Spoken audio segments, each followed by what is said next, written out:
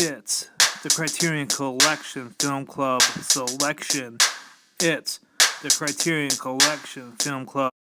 Alright, welcome back to Criterion Film Club. This is a Criterion film discussion of Grey Gardens. Alright, first, before I get into it, I'll read off some comments that were made in the last video about Grey Gardens. There's only one comment in particular, and that's Chris Jones's.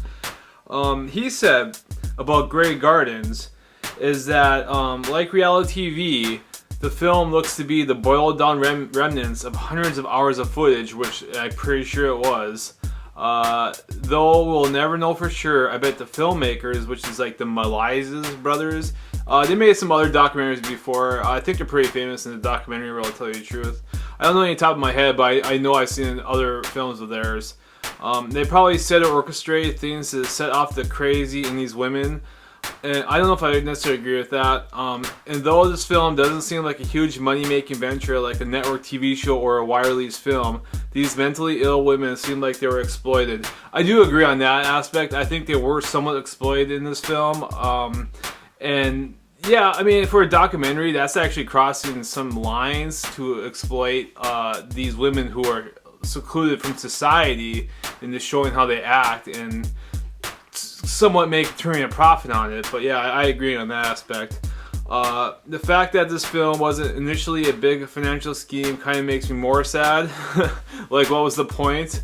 I guess it became culturally significant because it spawned an HBO film, which I bought, mind you. So yeah, I picked up this film just because I wanted to see it. This is like a fictional or a movie based on their lives, starring Drew Barrymore and Jessica Lange. I'm actually looking really forward to seeing it. I'm probably gonna watch it tonight, actually. But yeah, that's crazy that HBO made a movie about their story. And then his last sentence: at least with a show like Hoarders, the producers are making an effort to help out the subject matter. I agree. I don't know what the point was of making Grey Gardens as a feature-length film. It didn't, I guess it brought awareness to their situation in life. These two women, Big Edith and Little Eddie, that's what they call themselves, I believe. I think this movie is actually groundbreaking and fascinating. Like, we shouldn't be seeing this kind of like voyeur, almost like a voyeur film. We're looking through the lenses of like an unwanted guest. I don't know, this movie is a miracle that was even made, to tell you the truth. I think this is like one of the ultimate movies of passive-aggressive relationships between a mother and daughter. Just like the way they interact with each other. They seem so dependent on each other, but they have a lot of hostility towards each other as well. They each kind of sort of blame each other for being there. And basically they're in this mansion that's been decaying for like 50 years. And there's no like running water, or if there is, it's like a couple times a week. And they live in like filth. Their cats are like urinating in the beds that they sleep in, and they're okay with it. They feed like raccoons that are like in the attic, and they can bring like cat food up there to feed the wild raccoons. And they have tons of pets, tons of cats. Cats are everywhere. This is a very, very weird way of living. And there's a couple of really like witty quotes that they made towards each other, or just about random things that you could tell that they're very cultural people. Like, for example, when Little Eddie lost her scarf in like this like forest area, she just randomly said, "Lost in a sea of green leaves, I'll never see that scarf again."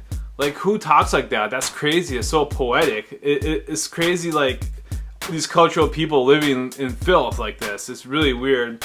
And then and there's another quote when Big Eddie said to Little Eddie, like, Big Eddie's like her mom, right?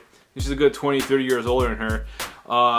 France fell, but Eddie didn't. Eddie never fell for anyone. Like, so, like, it's very witty, and they're kind of bantering each other the whole time. It's the way they talk. And I mean, you have to catch it, and when you catch it, it's really cool. And basically, Little Eddie is stuck in her past, where she keeps reminiscing of how great her life used to be, whereas Big Eddie is more came to terms with her life and now this is how she's going to die, is living in this decrepit mansion. I did a little research on this movie, or what happened to these characters afterwards. The mom died actually 5 years after this movie came out, like in '77, and then little Eddie sold it for like $220,000. And then she kind of actually traveled the world a little bit. She like went to Montreal for a while to study French. Then she went to Florida. She lived in New York for a little bit. Then she actually finally died in Florida in 2002. So she actually ventured out and kind of lived a little bit before, you know, passing. So that's a little comfort into the story, I believe. And it's really crazy. Some of the scenes in this film where like they're showing old paintings of them on the floor, and they looked like really pretty. They used to be really attractive people, and like they have these grand paintings on the floor with like cat shit and like this dust and dirt everywhere, and it's quite mind-boggling how these two women ended up the way they're living. I mean, I know that they depended a lot on the father guy, her husband, who basically left them to fend for themselves and be poor. And then I think that's the reason why Big Eddie, the mom, wanted to seclude her. It's like she didn't want to move to New York with her sons, so she wanted to stay at the Great Gardens to kind of, I don't know, think about how things were in the good old days. And it's a very, very human movie because it shows us the power of nostalgia and how it can affect people, and it can ruin people's lives almost. And I find that really, really, really big idea, really big motivator. And this movie actually captured that, and that's why this movie is a masterpiece. Just because it captured those moments of nostalgia, and that it really is what forms these people's lives. So I'll highly recommend this film if you're really into documentaries, especially documentaries, but just to get a different view on life. It's a really, really great film. Definitely check it out. Well, comment below, tell me if you agree with me. If you don't, you know, like, comment, and subscribe to the Criterion Film Club, and I'll have the next video out shortly for our next selection. Alright, peace, y'all. It's the Criterion Collection Film Club selection.